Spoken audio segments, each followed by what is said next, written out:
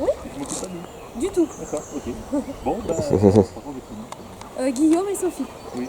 Voilà. Bonjour Sophie, bonjour. Bonjour. Soyez les bienvenus à l'abbaye Notre-Dame de Fontaine-Léra. Merci. Voilà, un lieu que j'ai eu la chance de pouvoir acquérir il y a 9 ans maintenant et pour lequel je voue une passion et qui me permet de m'impliquer pleinement et de faire vivre, de faire renaître et revivre cette douce endormie. Alors, nous allons commencer donc la visite. Je vais vous décrire un petit peu l'abbaye. Alors, c'est une abbaye cistercienne de Monial. Donc, le Monial étaient des femmes religieuses qui vivaient, c'était des cisterciennes qui vivaient sous la règle de Saint-Benoît. Et puis, cette abbaye, c'est un territoire d'histoire et de légende. Les premières pierres, on va le voir après, il y a une chapelle en 1135, ensuite la construction de l'abbaye c'est 1190 à 1253. Voilà. Et l'abbaye a été mise en vente en 2013. Je l'ai visité un lundi de février 2013 avec un beau ciel d'azur, j'ai eu le coup de cœur et au bout d'1h30 de réflexion, je me suis lancé dans l'aventure. Voilà. Je voulais y vivre. Sauf que comme c'était un monument classé, on m'a bien fait comprendre que l'État était plus propriétaire que le propriétaire, je ne pouvais pas faire ce que je souhaitais. Ce refus a été bien heureux, puisqu'il m'a permis d'ouvrir l'abbaye au public, d'en faire un centre culturel, un espace culturel avec beaucoup d'animation, de fêtes, d'expositions, de concerts. Et puis c'est aussi un lieu qui permet d'apporter on va dire la symbolique des deux amants qui ont été enterrés ici, les deux amants de la fameuse légende des deux amants, aux mariés quand ils viennent célébrer leur union à l'abbaye. 30 marches, un peu usées par le temps.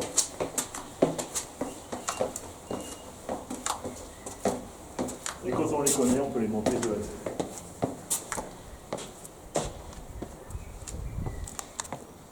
Je vais juste allumer la charpente pour la mettre en valeur.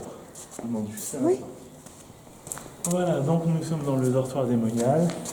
Alors ce dortoir, nous le voyons dans la configuration moderne, qui est de voir la charpente apparente qui est superbe, mais de la voir, alors qu'à l'origine, une charpente c'était simplement pour couvrir un bâtiment.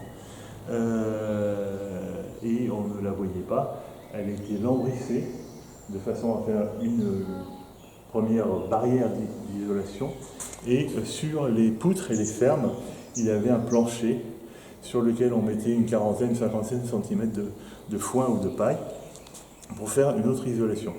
Puisque dans ce dortoir, il n'y a pas de cheminée. Comme je le disais tout à l'heure, il faisait plus chaud que maintenant, sinon les pauvres Moniales seraient mortes de froid. Donc il y avait, on voit des petites fenêtres qui sont sur le côté. Chaque fenêtre définissait une cellule. Une cellule, c'était un petit espace qui leur servait de chambre, dans laquelle il y avait une chaise, peut-être une petite table et une paillasse. Une paillasse, c'est un petit lit de 60 à 70 cm en paille, qui leur permettait simplement de dormir, et elles dormaient tout habillées. C'est vrai qu'elle se lavait les mains pour les repas. L'hygiène corporelle, on ne la connaît pas trop. Je ne sais pas si elle se lavait très souvent. On n'avait pas le même confort que maintenant, ni les mêmes soucis. Les cloisons de séparation n'étaient pas des murs qui allaient jusqu'au plafond, puisqu'on a 5 mètres de hauteur sous les poutres. C'était simplement des cloisons en bois qui faisaient entre 1,20 m et 1,50 m de hauteur en fonction de l'époque de construction de l'abbaye. Et donc, voilà, chaque fenêtre était une cellule et il y avait autant de moniales que de fenêtres, donc que de cellules. Alors, quand j'ai dit tout à l'heure qu'il y avait 36 moniales, il n'y a pas 36 fenêtres ici. Les abbayes à l'époque étaient toujours des lieux qui grandissaient, puisqu'il y avait énormément de vocations, peut-être aussi quelques obligations, bien sûr, mais il y avait beaucoup de vocations. Et donc, quand on avait trop de moniales ou trop de moines dans une abbaye, elles essaimaient. Hein.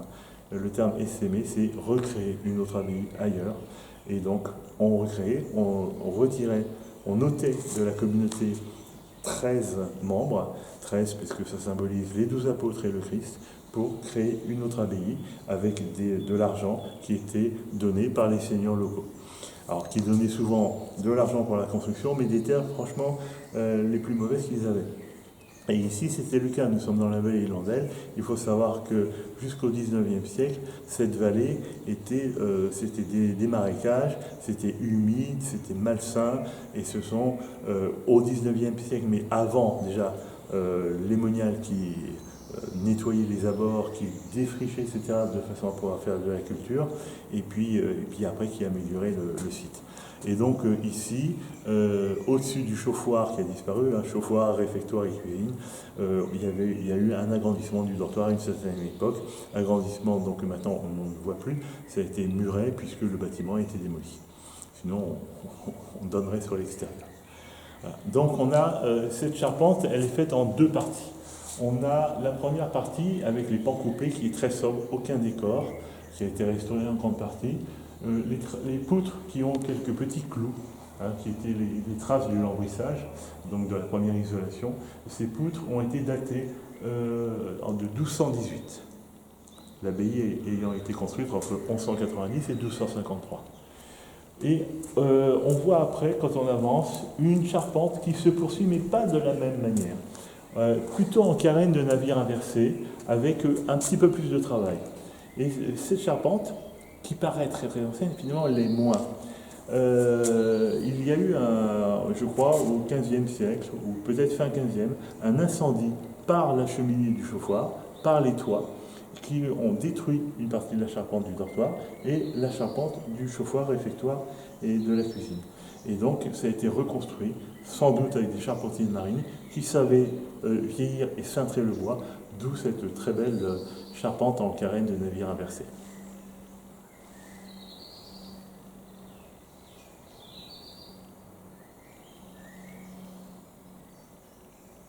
Et nous entrons dans un autre espace qui a à peu près la même structure, mais qui est beaucoup plus petit, qui est la chambre de l'abbesse. La mère supérieure dormait ici.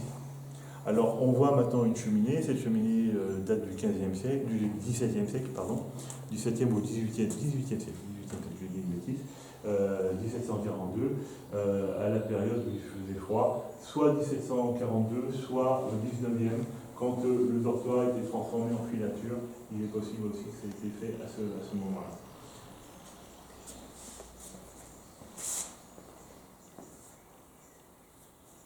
Le bâtiment est très très bien conservé. Alors on y trouve des graffitis. Je l'ai vu, oui. Que je ferai disparaître un jour quand même. C'est bien de marquer l'époque, mais les graffitis ne sont pas très intéressants. Il y en a 2 ou 3 qui sont plus intéressants dans la pierre de taille en bas. C'est quand l'armée du salut était propriétaire au début. C'était un peu un no man's land, la vie. C'est bien que les anciens du secteur me racontaient que leurs premières amours étaient souvent bénies par les moniales de l'abbaye. Et bien sûr, quand on a des souvenirs, on veut les pérenniser et on met ses prénoms sur ces murs. C'est un côté amusant.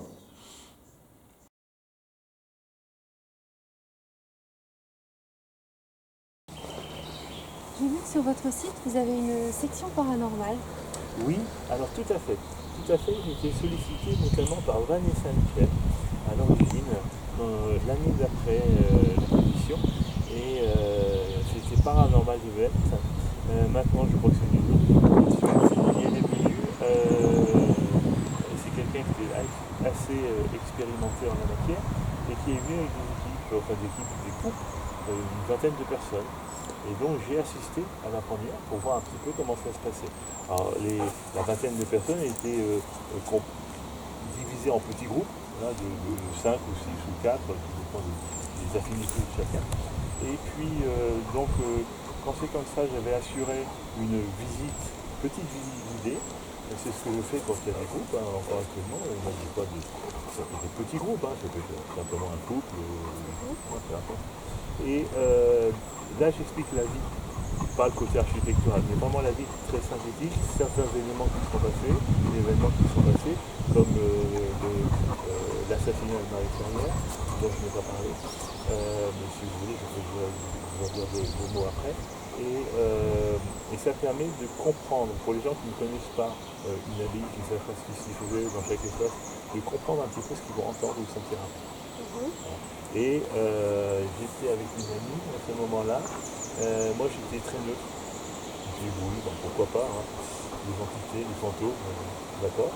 Et puis bon, on a essayé de suivre tous les deux un groupe, mais chacun avec ses appareils de mesure, etc. Bon, moi j'ai pas ressenti du tout comme ça. Si on ressent quelque chose, on doit le ressentir en direct, en prise direct, pas avec des appareils qu'on mesurait. Et ça c'est chacun son choix. Et finalement nous avons quitté le groupe. Il faisait un peu trop de bruit. Et nous sommes allés à l'entrée de l'ouvroir. Et d'un seul coup, il y a eu un caillou qui a été lancé. Vous l'avez vu, le caillou, ou vous l'avez entendu? Non, on l'a entendu. On l'a entendu.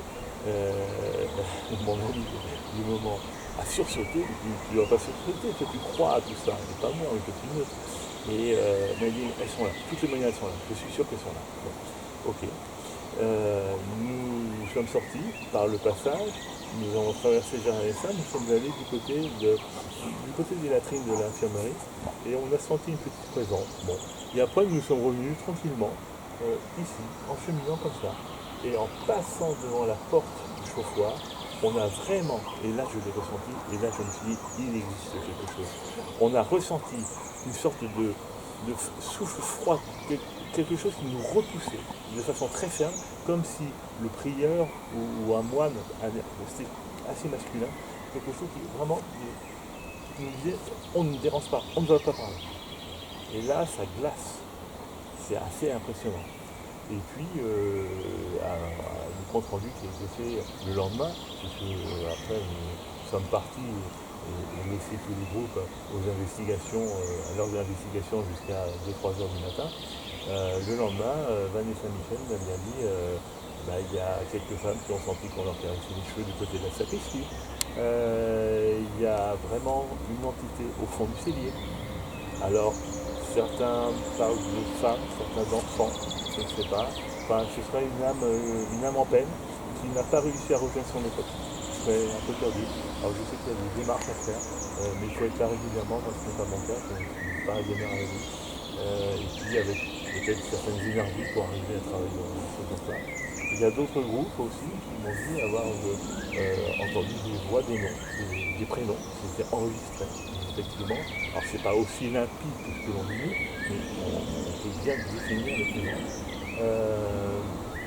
Peut-être des prénoms d'abbesse ou de ménial, je ne sais pas. Et puis aussi des sons, des sons lourds, quand on roulait un tonneau ou quelque chose, et puis il y a eu des échanges en tapant, et des retours, etc.